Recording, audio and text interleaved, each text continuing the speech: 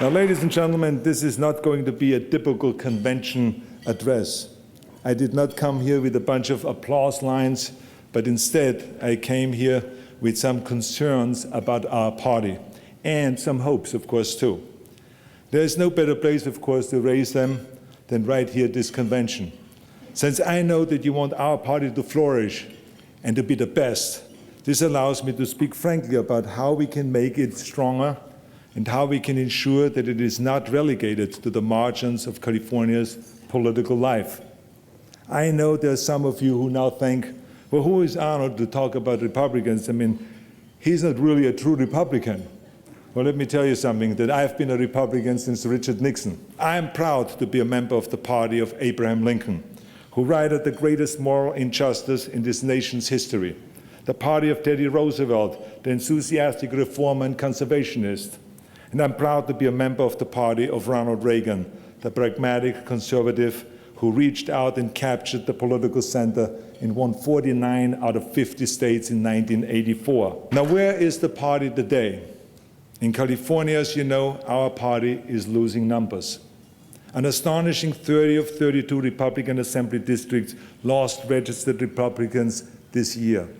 Since 2005, we have lost 370,000 registered voters. And not just the last 8 months alone, our numbers have declined by 120,000. In movie terms, we would say we are dying at the box office. We are not filling the seats. Now, while the number of California Republicans has been declining, the number of independents has been growing. They may well outnumber both of the parties in just 20 years. According to the Public Policy Institute, 70% of independents own their own homes. Most are graduates with incomes of more than $60,000. They're younger and more likely to be employed than members of either majority party. They describe themselves as moderates. They often hold conservative views in fiscal policy and law and order issues, while taking more liberal stance on social and environmental issues. And they can be reached. They voted for me 59% to 33% over my opponent last year. The real opportunity for Republicans is that independents generally agree with our core principles. Like us, they believe in limited government that is not wasteful. They believe taxes should be as low as possible because the more you give to government, the more it will spend. Trust me, they're right. They believe in individual freedom and the responsibility that goes with that freedom. And they believe in the importance of public safety. And they believe that economic prosperity comes from the energy of the marketplace, not from the heavy hand of the state. I want to make the Republican Party welcome these independents. The Democrats have already made it clear that they welcome the independents to their primary. I think that we should welcome them as well. The party that you vote for in a primary is usually the party that you vote for in a general election. So it makes sense to welcome them. The goal of any political party is to win elections, to become a majority, and to advance its ideals. By being inclusive, by including, not excluding, by being open to new ideas, not rejecting them out of hand, and by expanding into the center, not falling back upon ourselves into a smaller and smaller corner. Our party has lost the middle, and we will not regain true political power in California until we get it back. Here's an interesting thing. In 1967, when Ronald Reagan spoke to the California Republican Assembly, he said, "We cannot become a narrow sectarian party in which all must swear allegiance to prescribed commandments." Such a party can be highly disciplined, but it does not win elections. This kind of party soon disappears in a blaze of glorious defeat. But I wonder if we have been so beaten down by our minority status that we've developed a bunker mentality. I wonder if we've come to believe that our only remaining power is to say no. Saying no is not the basis for a healthy political party. We need to address, and I repeat, we need to address the issues that even registered Republicans are urging us to address. According to the polls, nearly 3/4 of our own party supports the global warming bill that I signed last year. They want this party to do something more about climate change than simply doubt it. If it is the policy of the Republican Party to ignore the great majority of the world's scientists and ignore the view of the 80–90% of the young people who believe the same, then that party is at odds with the future. The Republican Party needs once again to be the party of Teddy Roosevelt's conservationists. The surveys show that the majority of our own party also wants us to work on comprehensive healthcare reform, not stand in its way. My proposal is not a European socialist plan.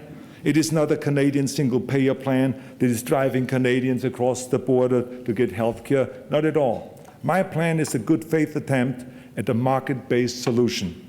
Never in history has medicine ever been able to make such a difference in people's lives than now. And we will be on a losing end of history, unless we realize that healthcare must be addressed. Let's not forget that we are the party of President Eisenhower, the moderate military man who understood the need of logistics and infrastructure and created the interstate highway system and the largest public works project in the history of America.